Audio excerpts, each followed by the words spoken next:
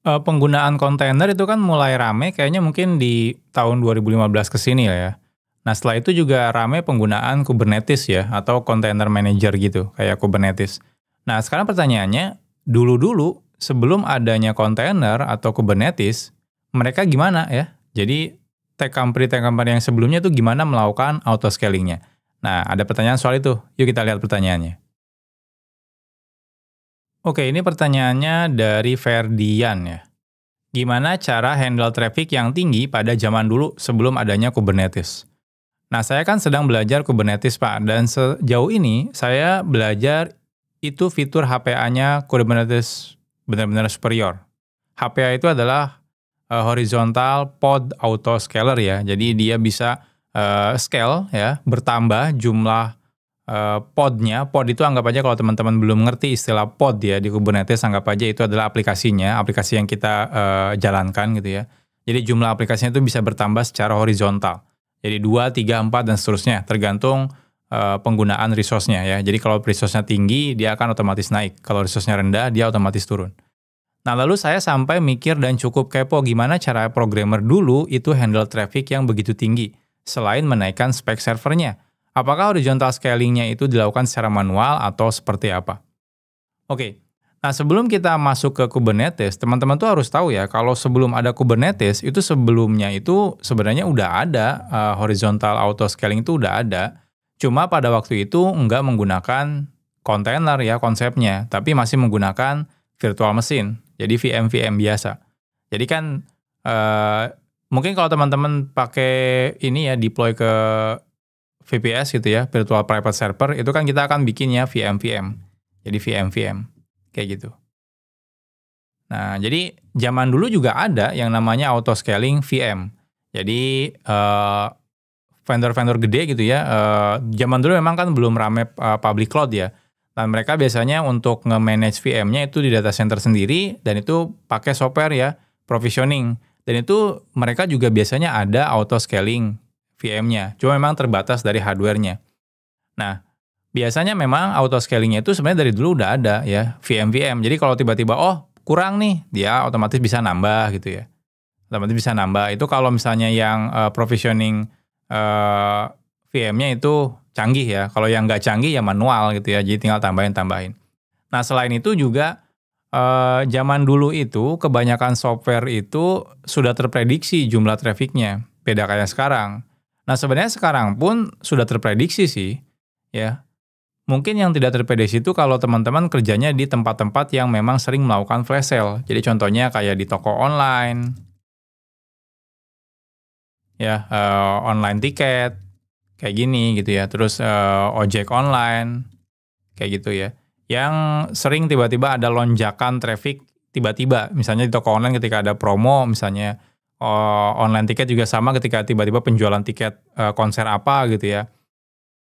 Ojek online misalnya kayak ketika tiba-tiba jam hari kerja gitu ya, hari pagi berangkat kerja itu kan tiba-tiba traffic naik tuh misalnya ya, atau pas pulang kantor tiba-tiba traffic naik tuh, atau misalnya pas tiba-tiba pulang kantor hujan gitu ya, itu kan traffic tiba-tiba naik banget yang ojek online yang mobil gitu ya. Nah, seperti itu.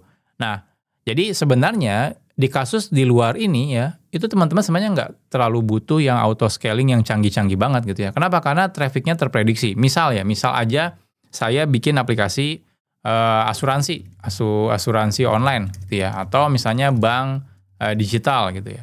Lalu apalagi ya, misalnya kelas online gitu ya, kelas online, aplikasi kelas online misalnya ya. Nah, ini kan sebenarnya dari awal pertumbuhannya tuh nggak tiba-tiba naik turun, nggak kayak gitu ya. Beda kayak yang toko online atau ojek online. Nah, kalau misalnya contohnya asuransi, udah jelas nih total nasabahnya misalnya ada 1 juta, ya paling trafficnya dari 1 juta user itu. Bank digital misalnya kita punya penggunanya misalnya ada 1 juta, ya trafficnya dari 1 juta itu, sesimpel kayak gitu aja. Kelas online misalnya pesertanya ada 100.000, ya trafficnya 100.000 aja. Nah, beda kayak toko online ya, tiba-tiba sekarang sepi, besok beberapa jam kemudian tiba-tiba naik jadi 2 juta, 3 juta, habis itu turun lagi gitu ya, habis itu naik lagi, turun lagi. Nah, biasanya seperti itu. Beda kayak aplikasi yang kayak gini biasanya stabil gitu ya. Nah, beda dengan seperti ini. Nah, maka dari itu, kalau teman-teman misalnya sekarang kerjanya di tempat kayak gini, mungkin teman-teman nggak terlalu kepake misalnya ya, yang yang fancy-fancy, canggih-canggih gitu ya, yang auto scaling-nya bisa tiba-tiba ratusan gitu ya, atau puluhan gitu ya. Nah, sebenarnya untuk pakai yang VM aja sebenarnya masih cukup. Ya walaupun sekarang, kenapa kalau gitu, apakah sekarang nggak butuh pakai Kubernetes? Tetap butuh misalnya kalau zaman sekarang ya, untuk apa? Untuk optimalisasi resource VM-nya, kayak gitu. Nah, jadi zaman dulu masih ada juga VM.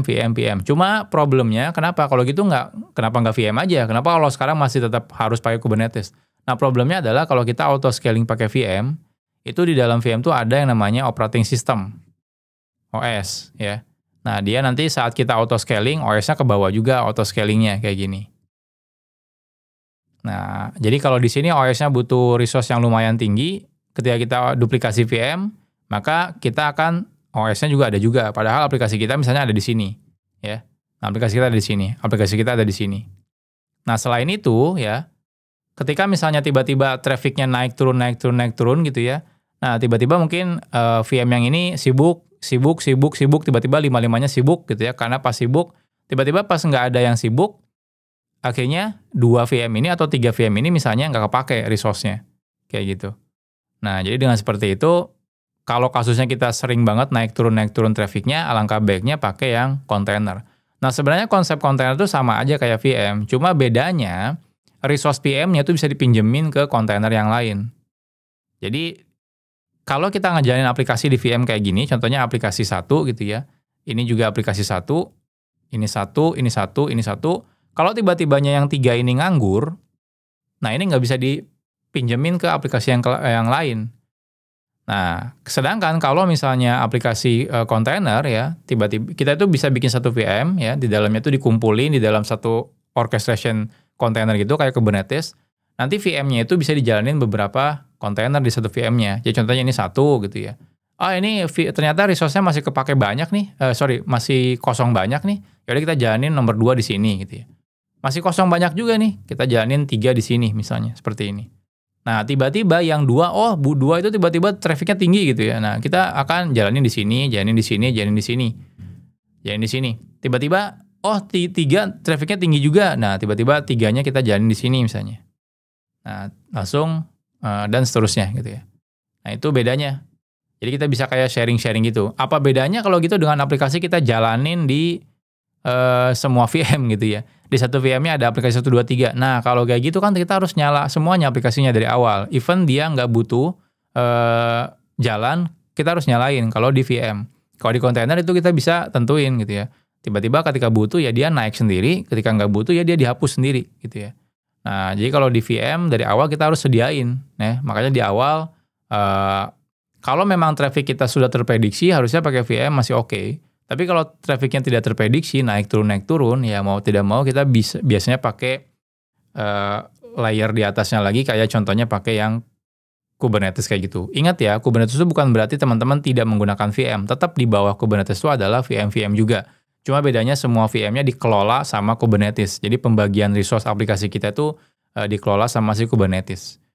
Nah, beda kalau teman-teman yang kerja di sini ya. Nah, kalau kerja di sini sebenarnya pakai VM doang aja udah cukup gitu ya. Tapi yang sekarang banyak orang yang pakai Kubernetes biar apa? Biar pembagian resource-nya lebih optimal aja.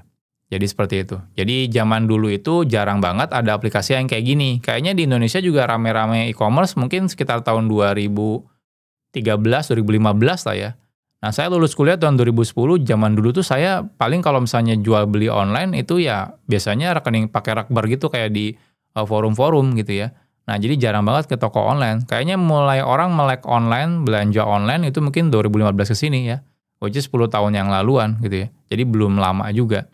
Nah, maka dari itu ramenya tuh baru-baru sekarang penggunaan Kubernetes. Zaman dulu tuh nggak ada aplikasi yang kayak gitu tiba-tiba naik tinggi, turun lagi, naik lagi, turun lagi, nggak ada. Makanya zaman dulu menggunakan VM aja itu sudah cukup ya, nggak perlu secanggih kayak menggunakan Kubernetes.